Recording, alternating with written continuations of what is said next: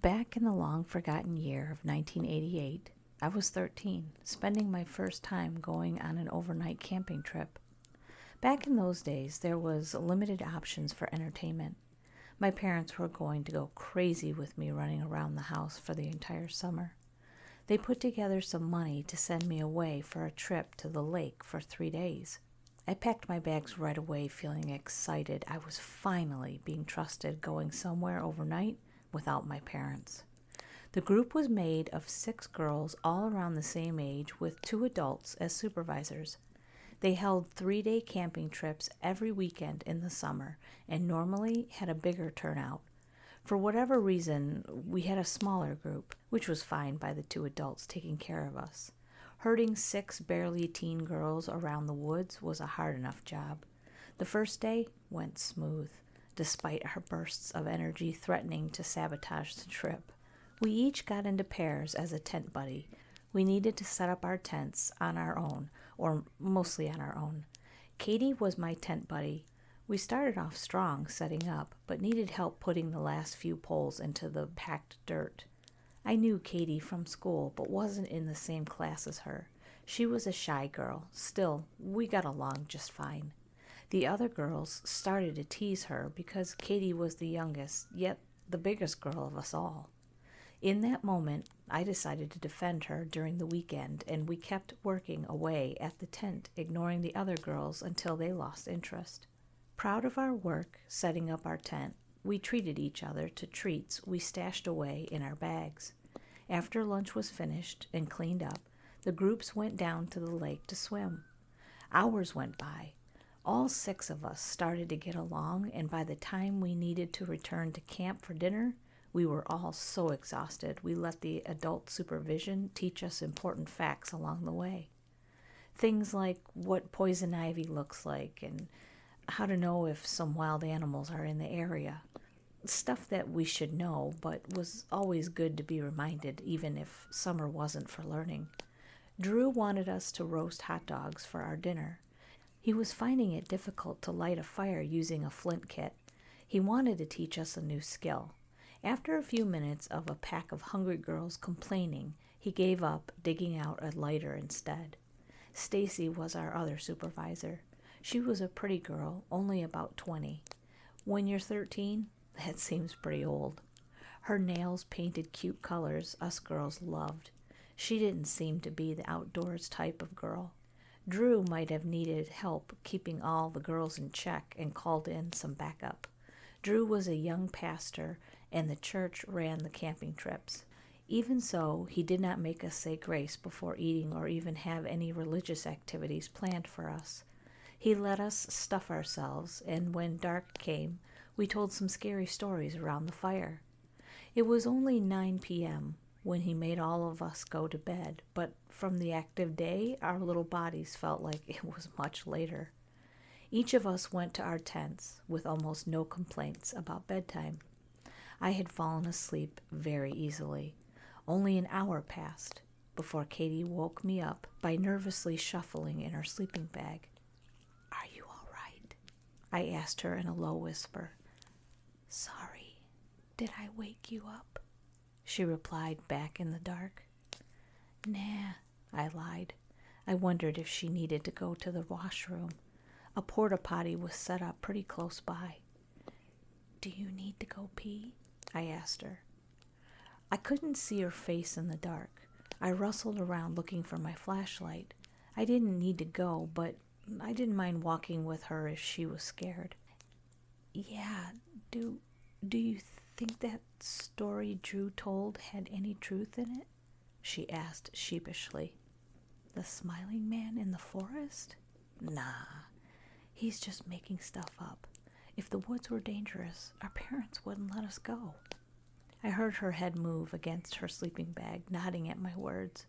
Turning on the light, I helped her out of the tent for a quick pee run. Some giggling came from the tent behind us. Jane and Betty talked nonstop all day. They might chat all night if someone didn't stop them. I was tempted to jump at their tent to scare them, but left it alone. They would regret staying up all night tomorrow morning, and I didn't want to get in trouble for pulling a prank. Katie was still scared. I took her hand and held the flashlight in the other. I even stood guard outside the porta potty while she took care of her business, just in case. Katie had older siblings, but I didn't. She seemed lonely and homesick already. I was trying my best to act like an older sister to comfort her. In the brush, I thought I saw yellow eyes flicker looking at me. Shining the flashlight in the direction of the eyes, I saw nothing, just forest animals wondering what we were doing. I was a little scared of coming across a bear or something along those lines. Ghost stories or crazy serial killers in the woods didn't scare me in that moment. The forest sounded like how a forest should sound at night. Spooky trees creaking and all. Just as Katie came out ready to head back, a scream cutting through the night made us freeze in fear. It came from the direction of the camp.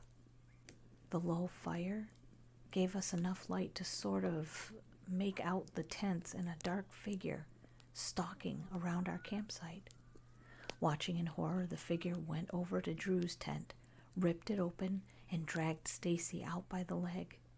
I grabbed Katie, holding her close to me, terrified at what was going on. Stacy fought the figure with everything she had. She thrashed and tossed anything within arm's reach towards the figure's face. Drew came out of the tent, tackling the person or thing off of her. Stacy got up and ran. At first I thought she left everyone behind. Instead, she found the axe for firewood, using it on her attacker. It was too much for me. I turned my head away, body shaking, unable to keep watching the horrible sight. Katie was crying as we held each other, waiting for an adult to come and tell us everything was all right. We had only been gone for a few minutes. How did everything go so wrong so fast? We both screamed when we heard footsteps come close a few minutes later. Opening my eyes, I saw it was Stacy, black staining her shirt. She smelled like 10-day-old rotting fish, and it made me gag. In her hand was the axe, covered with more of that rancid-smelling black liquid. Betty and Jane beside her, holding each other while crying and shaking like me and Katie. "Come on, if we follow the trail, we'll hit Mr. Bobby's farmhouse. He has a phone," Stacy said, trying to sound strong, but her voice came out weak and shaking. "Where's Mr. Drew? And Nina? And..." I started to say the other names of our missing campmates, but my throat closed up and only a sob came out. I knew what happened to them. I just couldn't say it. "They're gone. Come on." Using her free arm, Stacy scooped it behind us to get us to start walking down the trail as fast as our small legs would carry us. Once we started walking, Stacy kept both hands on the axe, and I was in front, both hands on the flashlight, guiding our way as Katie kept her arms around my waist. Betty and Jane still sobbing behind us no matter how hard they tried to choke it down. My hands shook. Every second made me think something was just beyond the trees waiting to jump out and take us. My eyes darted around trying to see everything at once, making me dizzy. The farmhouse was a half an hour walk away at the best of times. Drew's car was closer, and I wondered why Stacy wasn't leading us there. I assumed Drew had his keys on him when the figure took him, or Stacy didn't want to stay at the camp long enough to find them. When you're so young and scared, you don't think about other escape plans. You only accept what the adult tells you. I got another whiff of the horrible rotten fish smell when the wind shifted. Gagging and eyes watering, I refused to stop. Minutes passed, and the smell decreased enough to make me stop choking on the bile rising in my throat. It was only then I noticed Betty was the only one still sobbing. Stacy noticed it at the same time. We both turned to look, only seeing the small brown-haired girl and Jane just gone without a trace. "Run!" Stacy's shout got us moving. She grabbed Betty, roughly dragging her along by her arm, the girl screaming in fear. Katie was the slowest of us. She was dragging me behind. Still, I kept one arm around her, trying my best to get her to go a little bit faster, when another dark shape came out of the trees directly in front of Stacy. She didn't stop. She let out a startled scream, swinging the axe at the figure's head. I saw a flash of glowing yellow eyes before hearing the awful crack of the axe connecting to its skull. It collapsed to the trail.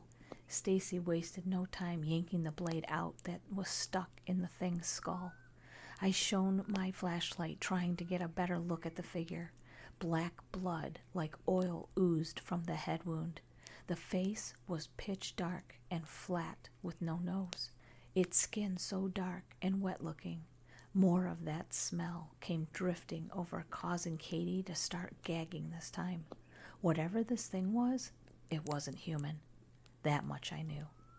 We didn't even have time to guess at what it was before another came out of the trees. Stacy clipped it with her axe, making it scream and dart away. She was breathing hard. If more of these things came at us, I don't think we would make it. Stacy was only one person, and she had to defend 3 scared girls. Even so, she looked ready to do it. Another creature came at us. Sadly, while Stacy was dealing with the first one, 2 more came. In seconds, they grabbed Betty, dragging her, screaming, into the woods. Stacy screamed and cursed at them, pain across her face that she didn't keep the girl safe. More and more of those creatures started to appear and poke their heads from the trees in front of us. She gave us a look.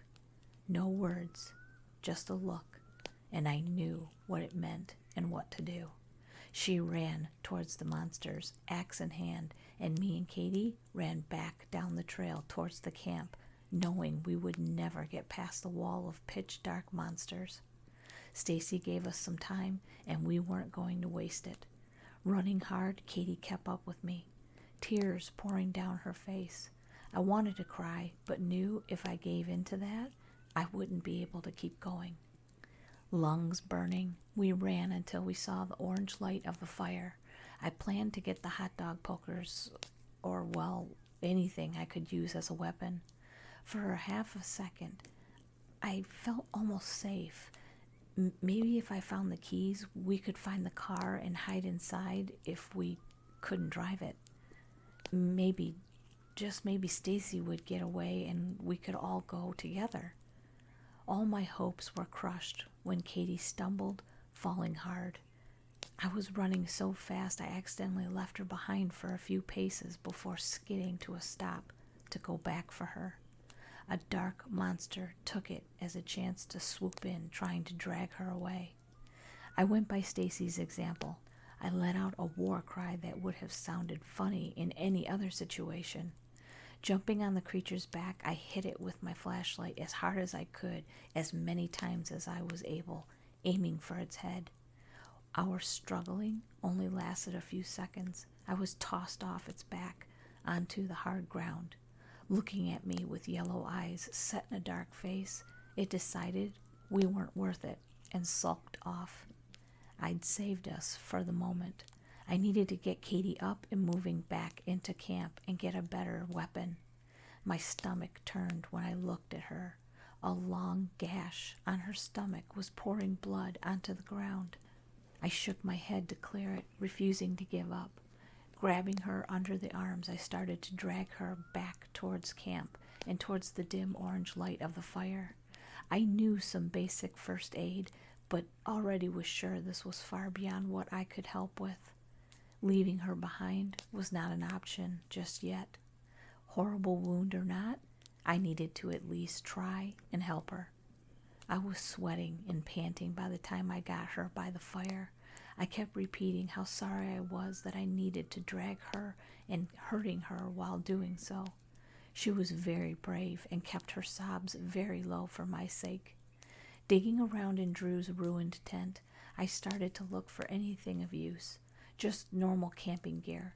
No weapons I could see and no car keys. I grabbed the first aid kit, another flashlight, and some scissors. I was hoping to find a knife of some sort. No such luck. I avoided the other tents. I could smell the blood mixed in with the fishy rot and didn't want to know what horror waited for me inside. I tried cleaning Katie up a bit, but was well over my head. I didn't want to hurt her by touching her so much. Seeing that amount of blood nearly made me sick. I didn't even know of the fact I felt faint seeing blood until that point. I was so stressed I wasn't even aware of someone walking up to our camp until they were just outside the light of the embers. My body jolted into action as I grabbed the scissors in one hand and hot dog stick in the other. The black, blood-soaked axe came into view, and for a brief moment, I thought Stacy made it back. That was not the case. A man came into the light, dressed in baggy clothing that hung loose on his thin frame. Long, straight, white hair was half-heartedly pulled back into a low ponytail, but most of it still staying in his face, making it hard to see his features. "Who?" I choked. "Two left? Good for you."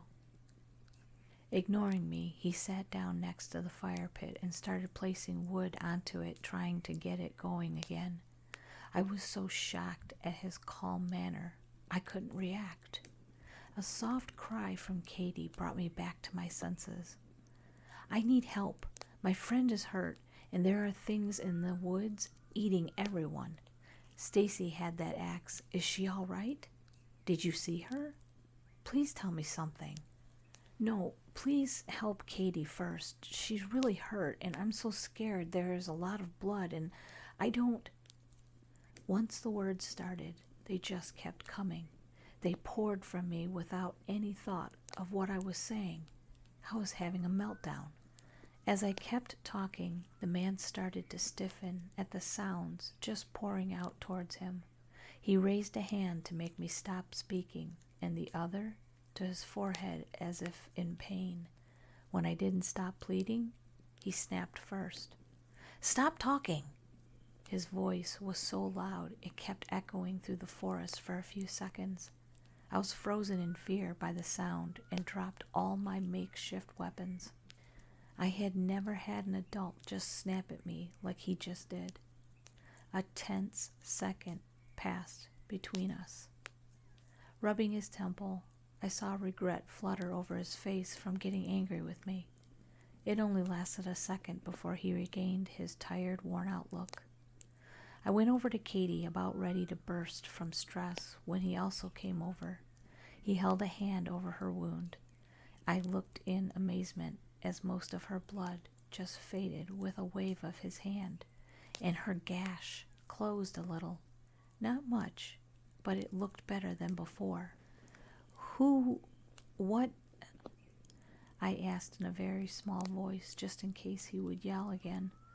With a long, suffering sigh, he went back to the fire and turned his back to me. "I have a migraine. Your friend may last through the night if she's lucky." "Well, what about Stacy? Did you see her?" "You don't need to worry about her anymore." His cold tone nearly brought me to tears. I wanted nothing more than to just start crying and shouting, but Katie still needed me. This man might be able to help us. Breaking down wouldn't help us get out of here. Glancing up, I saw yellow eyes in the dark, and I trembled. The creature saw us, head poking out from the trees a few feet away, drool dripping from an open mouth of sharp teeth. When it saw the man next to the fire, its eyes widened in fear and darted back into the woods. "Those monsters are scared of you," I stated after I saw the strange sight. Looking over his shoulder at me, his eyes narrowed. He didn't want to talk, and he didn't want to hear me asking questions. Until I got some answers, one of those things was going to happen. I'm like their boss. They need to follow certain rules, and they broke the first one. Only 7 of them should be in this area. It was 10, but I cut the number down as a punishment. I've killed the extras, so right now, 7 are in the woods," he explained. He sounded tired of how young he looked under his bleached white hair. I wondered if he was sick or something. "The other rule is they can only kill 1 human per night, so 7 of them can kill 7 humans. So far, they've killed 6. My throat caught again.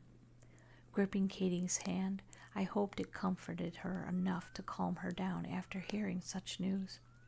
We were the last 2 left of our group. Fear seeped into my bones, making me feel cold, even as the flames started to rise in the fire pit. "They can still kill 1 more, right?" I asked hoarsely. He didn't reply. He only gave me another look over his shoulder to confirm that fact. Even after it sunk in, I felt a little sense of relief. The monsters wouldn't attack us. I could just stay there or around the man and be safe. Looking back down at Katie, my hope fluttered away. Unless he could heal her more, there was a very big chance she wouldn't make it through the night. I needed to get to the farmhouse and to a phone for help. "Can you carry her for me? We need to get out of here. She'll die if I don't call someone to help her, and I can't go alone through those woods with those monsters." My voice started out strong, but soon it went back into a begging and pleading tone. "I'm staying here all night. My head is killing me." My eyes darted to the axe, tempted to threaten him with it until he listened. If he could kill those monsters in the woods, I had no chance of getting him to go along with my plan. If I went, I might die before I got help. If I stayed, Katie might die before sunrise. The world was so unfair at that point.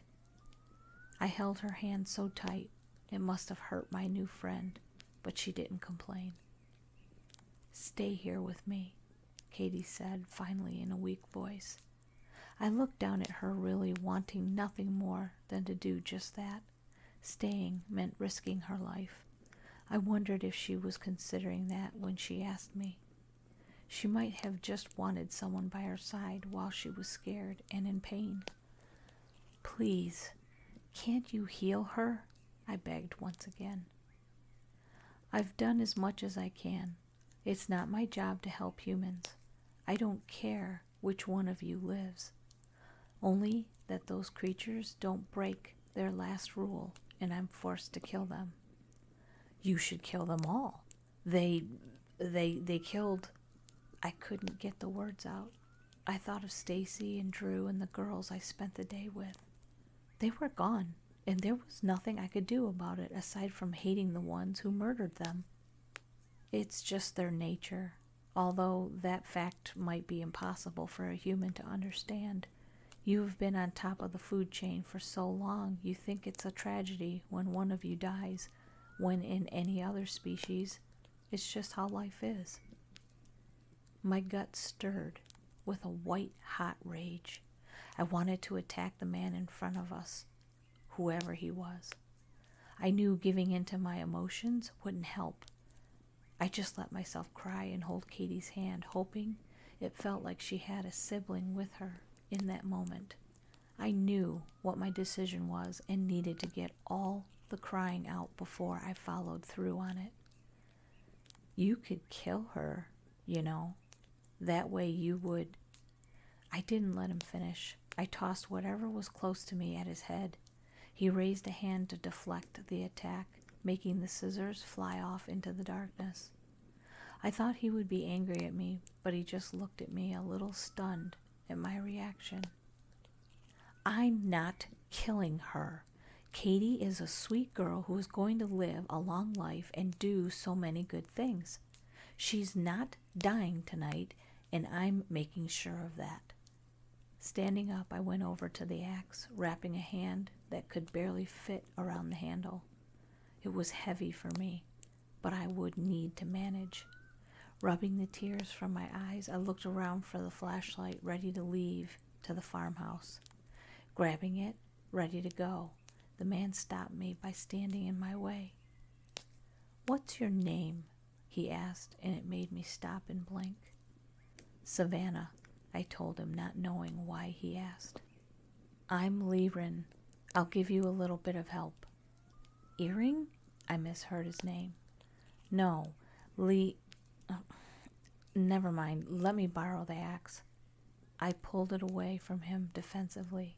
I didn't want to trust him after he treated us, but didn't have any other options.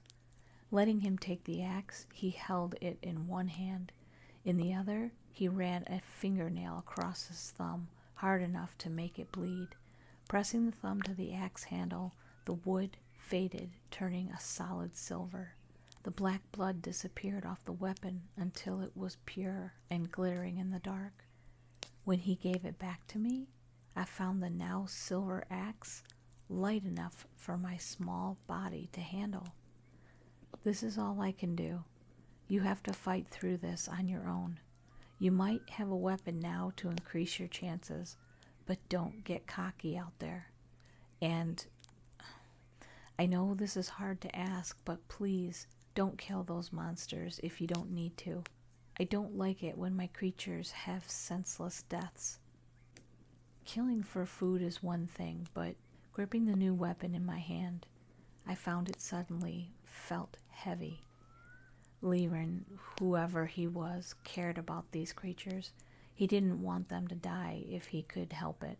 He must have had a rough time being the one to kill them when they broke their rules. No wonder why he looked so tired and pained. I nodded at him and looked over at Katie. She still hadn't sat up. I wasn't even sure if she was aware of what was going on. If I died and she lived, she would never forgive me for leaving her. I just needed to make it for her sake.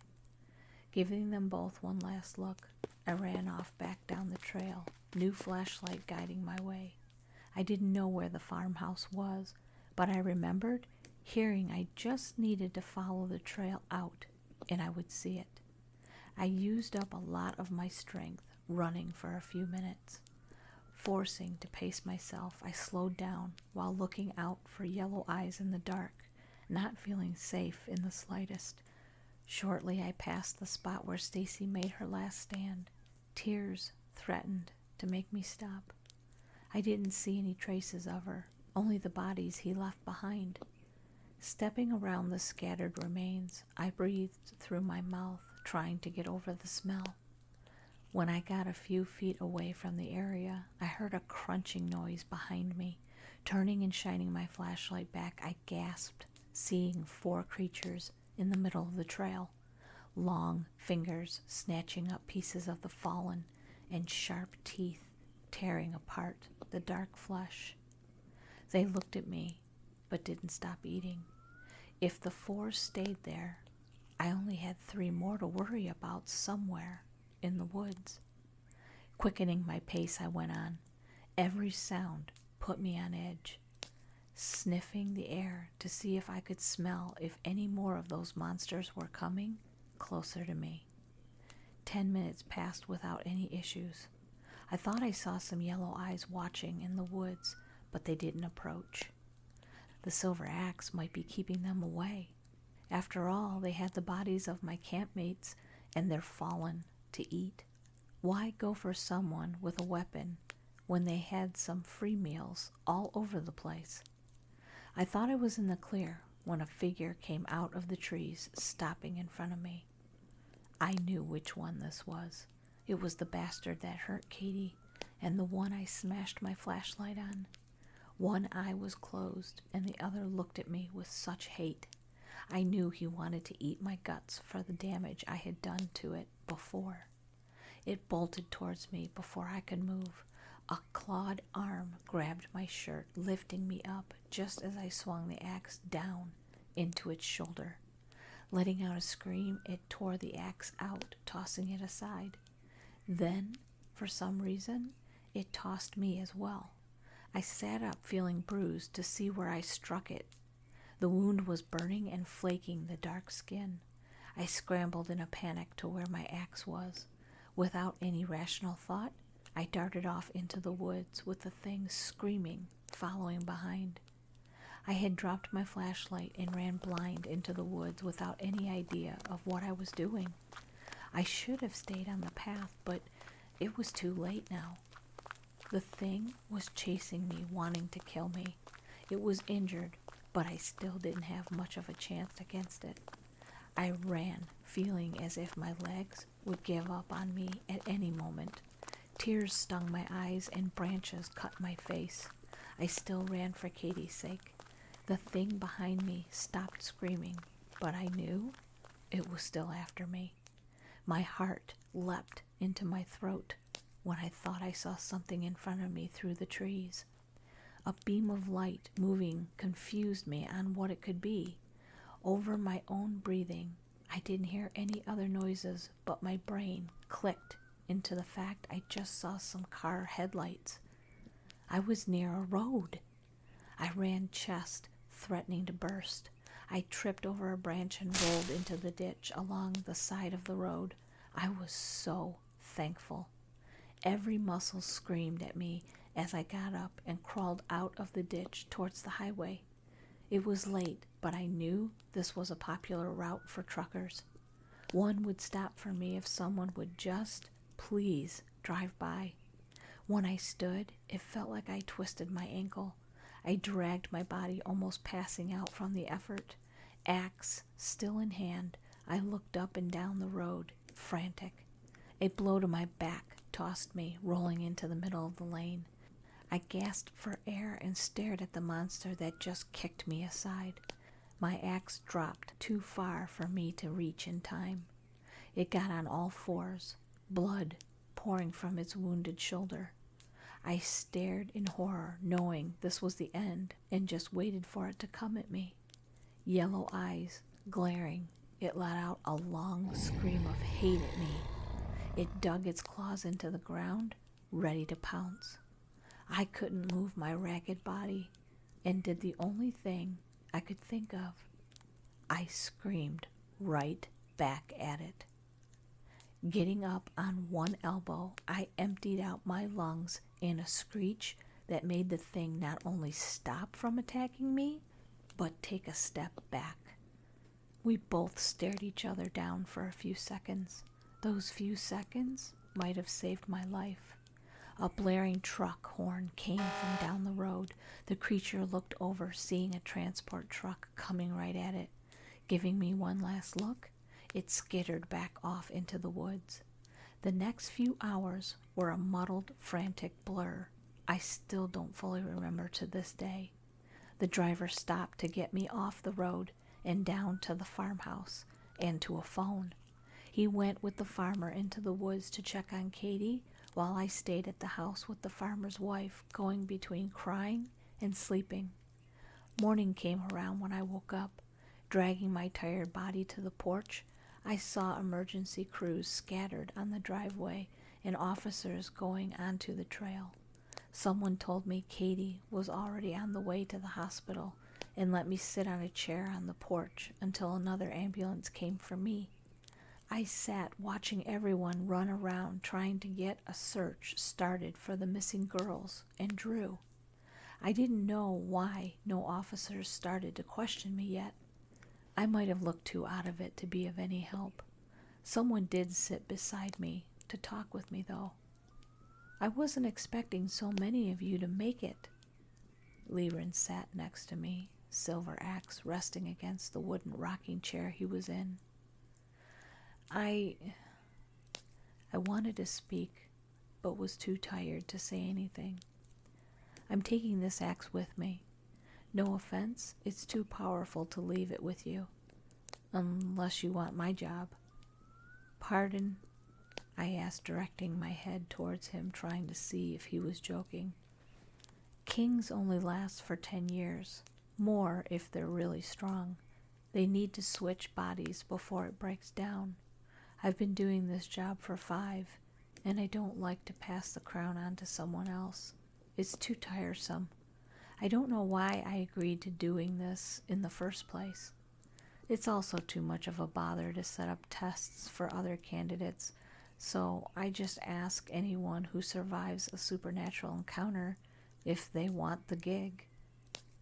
I stared at him, not believing the words coming out of his mouth.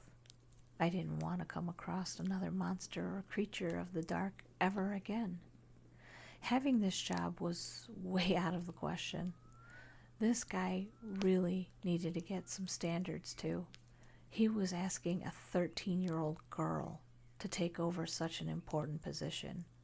How lazy could one person be? If I could move, I would punch you for asking. I heard a small sound that was almost a laugh from him. I should have expected that answer. At least you don't need to worry about monsters bothering you again. Any king candidates are off limits. If you weren't one, you're guaranteed to be killed by something supernatural someday because you encountered some. But I refused. I started in shutting up too late. That doesn't matter. You're still an honored human, the king recognized. If you don't want my job, you can become a knight.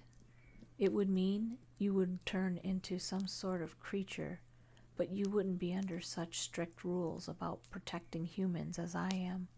Your friend Katie accepted that offer to turn when she's 18. I shot my head up. Katie agreed to be turned into something horrible like those things that attacked us? Like the things that killed everyone right in front of us? My knee-jerk reaction was anger, but the reason why she would agree to such a thing came to my mind. She was hurt badly, nearly died, and powerless to help me as I risked my life to save her. She might have wanted to get some sort of strength to ensure she never felt like that again. You don't need to answer right away. Hell, you can ask to become a knight or the next king right before your death. So just let it stay in the back of your mind. He stood up from the chair, axe over his shoulder, and stretched. I'm leaving, and I hope I never see you again. It wasn't the nicest goodbyes, but I appreciated the thought behind it. Standing up, I was ready to talk to the cops, even though I didn't have a good story for them. I stopped when Liren looked over towards the trail and gave a small, impressed whistle. Looks like I miscounted last night. What an embarrassing mistake. What I saw made me run past him and down the dirt driveway. Stacy was coming out of the trail, being guided by officers and wrapped in a blanket. She looked beat up, but still alive and walking. I didn't care about supernatural kings or knights. I only cared about getting to Stacy and hugging her for fighting so hard to save us.